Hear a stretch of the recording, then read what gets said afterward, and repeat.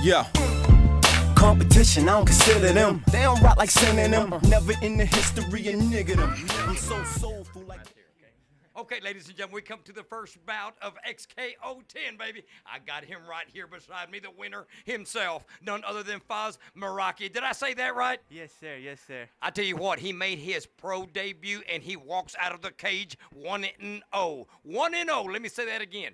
Tell me about how you came out real quick, throwing out those kicks. It was quite obvious you had a lot of Muay Thai, a lot of jiu-jitsu ready to be fired away. Well, let me tell you what's going on. What's my story? I'm a wrestler. I used to be a national team back home in Iran. I'm from Persia, from Iran. I used to be national team. Well, there's a lot of things happened. I moved back to here. I moved here to United States. And then after a year, my brother Yusuf is a team star.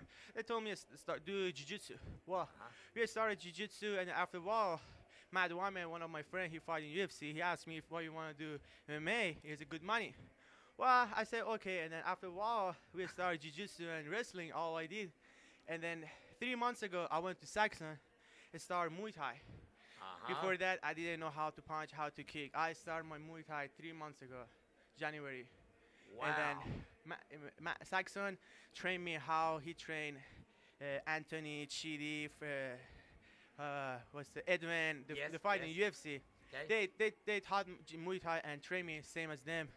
That was the result.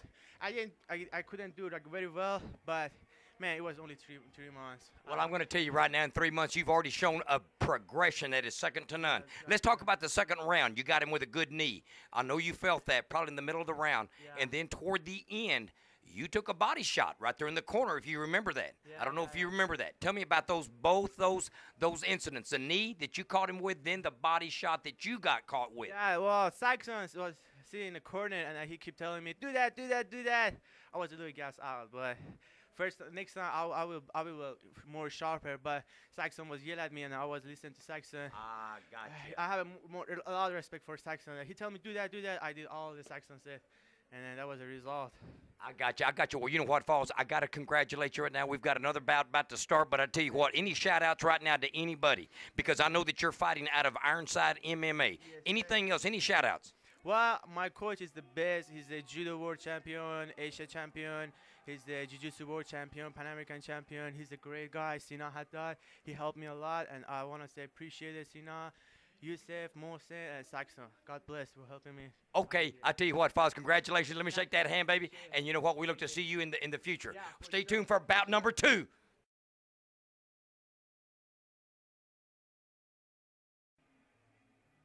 I want to tell you, ladies and gentlemen, now we come to bout number 2. I'm going to tell you, I got a bad boy here at 130 pounds. Alex Russ entering the cage at 2-0. He exit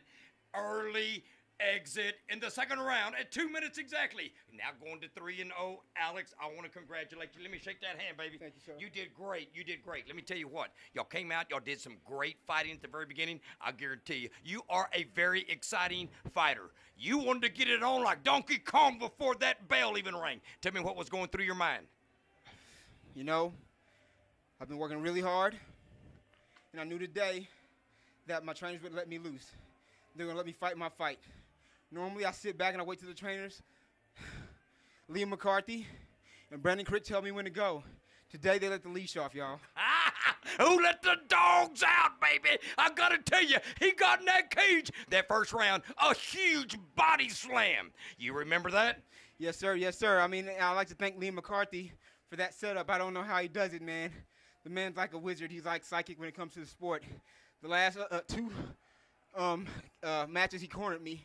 He would come in, he'd look at my opponent, and he'd give me a perfect assessment of what they were going to do. Gotcha. You know, he told me to look out for that guillotine. He told me to look up through the guillotine. And glory to God, I listened to it, and it set up that slam perfectly. Oh, it was beautiful. It was beautiful. Let me tell you, let's get down to the final moments that you actually went out. I will call it a standing guillotine. You guys were on your knees. You put a beautiful one, but right before that, it looked like he had you twisted up pretty good. Everybody thought you were out for the count with that good leg twist. Tell me how it felt, what was going through your mind when you were caught up in that. Nothing. My legs are double jointed. I knew I wasn't caught. Did you hear that, ladies and gentlemen? Everybody at ringside was going, cage side was going, oh, God, it's about to break. It's about to break. And next thing we knew, flip-flop, All of a sudden, we got a guillotine and we got a tap out. Tell me what the final moments felt like there when you finally got out of that and you saw. Tell me what you saw on that guillotine. You know, the whole fight I was hunting. You know, I come out like a warrior and I hunt. I was willing to accept a victory by any honorable way it came. And I saw it there, and I took it, you know. If he didn't finish there, I was going to put him on his back, and I was going to try to pound him. And I'd like to thank Frank Ortega. I know he's a very tough guy, and I appreciate him for taking this fight. Well, I'll tell you what, as we're closing up this, any shout-outs to anybody right now, Alex? I'd like to thank my sponsors, Dom Fight Gear and Execution Fight Gear. I'd like to thank my trainers, Brandon Crick, Casey Irwin, and Liam McCarthy. I'd like to thank all the guys at the gym. I'd like to thank the culture of the gym, which is a great place that breeds fighters like myself. I'd like to thank my beautiful wife. And above all things, I'd like to thank God and give him all the glory and honor. I tell you what, the gym is who he's fighting out of, and I'm going to tell you what, the gym has a beautiful fighter in this man. I tell you what, as we close this one down, I guarantee you ever see that name, Alex Rush? Yeah, Russ, you better make that fight, because I guarantee you, this man comes for one reason, and that's to give a show. Stay tuned for bout number 3. Congratulations again. Thank you, sir.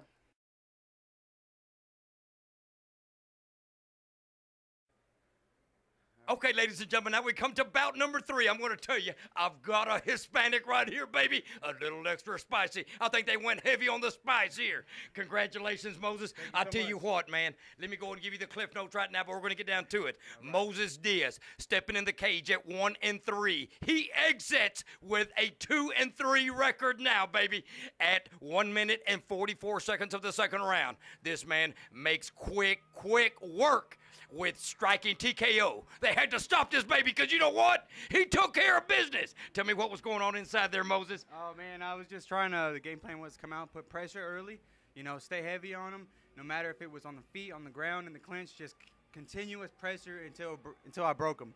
Well, I'll tell you what, he's humble in those words. I'm going to tell you right here. I've got M stands for Moses is what? Possessed! This man was going crazy that first round. What I loved about what you do is you're constantly throwing knees. You're constantly moving your head. Your head's never in the same place, Moses. Right. Where did you get that from?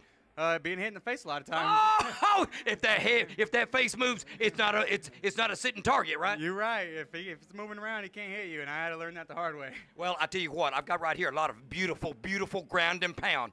I know at the end, I want to go and give a little shout out to Chris Sellers. He did take a little spanking tonight, and I know that he was holding his neck. We wish you well wishes, Chris. We hope that you're okay, because we love our entertainment. We love the game itself, but we love our fighters even better. But let's get back to this massive machine right here. Moses, I got to tell you, what's on the horizon for Team Diaz? The next thing is I'm going to get some good work in for the next 2 months. Just train hard. I want to just get better all around. And then the next thing that XKO wants me to do, I'm ready to go to war.